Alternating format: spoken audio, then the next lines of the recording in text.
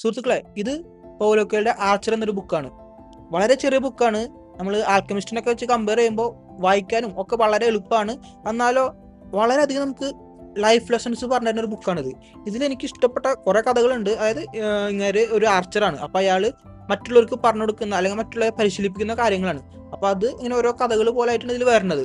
അപ്പൊ എനിക്ക് ഏറ്റവും ഇഷ്ടപ്പെട്ട ഒരു കഥയിലൊന്നാണ്, അദ്ദേഹത്തിന്റെ അടുത്തേക്ക് ഒരു യുവ ആർച്ചർ വരും പരിശീലിപ്പിക്കാൻ പറഞ്ഞിട്ട്. അങ്ങനെ ആ സമയത്ത് ഇങ്ങേര് എന്താ പറയാ ഇവനെ കൊണ്ട് പരിശീലിപ്പിക്കുന്നത്, അതായത് അവൻ വന്ന് അവന്റെ സ്കില്ല് കാണിക്കാൻ വേണ്ടി ഇംപ്രസ് ചെയ്യിക്കാൻ വേണ്ടിയിട്ട് ഒരു ചെറിയ ചെറുപ്പഴ അമ്പയത്ത് വീഴ്ത്തും, വളരെ ദൂരത്തിലുള്ള. പക്ഷെ ഇങ്ങേര് ഇവനെയും കൊണ്ടിട്ട് പോണത് ഒരു തൂക്കുപാലത്തേക്ക് പോവും. അവിടെ പോയിട്ട് ഇങ്ങേര് ഒരു വലിയ പീച്ചിപ്പഴം, അത്ര വലിയ ദൂരത്തിലൊന്നുമല്ല, ആ സാധനം അമ്പയത് വീഴ്ത്തും. ആക്ച്വലി ചെറിയ ചെറുപ്പഴം വീഴ്ത്തി ഇവനെ സംബന്ധിച്ച് ഇത് എളുപ്പമാണ് വേണ്ടത്.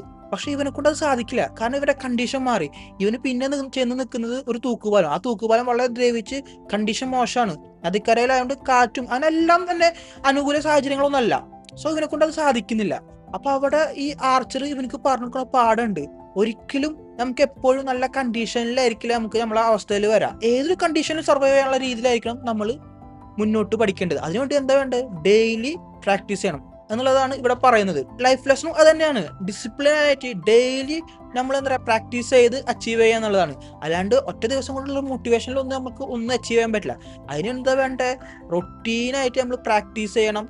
അങ്ങനെ നമ്മളൊരു റെഗുലർ റൊട്ടീൻ ഉണ്ടായിരിക്കണം, നമുക്കൊരു കൺസിസ്റ്റൻസി ഉണ്ടായിരിക്കണം. എന്നുവെച്ചാൽ നമുക്ക് അച്ചീവ് ചെയ്യാൻ പറ്റുള്ളൂ എന്നുള്ളതാണ് ഇവിടെ നമുക്ക് പൗലോ കൊയ്ലോ ആർച്ചർ എന്നുള്ള രീതിയിൽ നമ്മോട് പറഞ്ഞു തരുന്നത്.